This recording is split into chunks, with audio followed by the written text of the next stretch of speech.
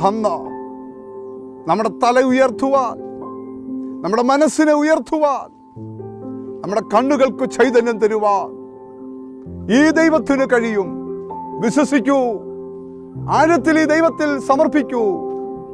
വാദങ്ങളും തർക്കങ്ങളും ബുദ്ധിയുടെ ചിന്തകളും മാറ്റി നമുക്ക് നാഥന്റെ വാക്കിന്റെ മുമ്പിൽ മുന്നോട്ട് ഇറങ്ങാം, നാഥനെ അനുഗമിക്കാം.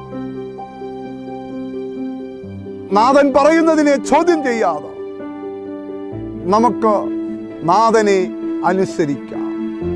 വചനം മറക്കരുത്, നാഥനെ അനുസരിച്ച നാഥന്റെ വാക്കിന്റെ ആ നന്മ നമ്മുടെ ജീവിതത്തിൽ കാണാൻ ഇടയാകും.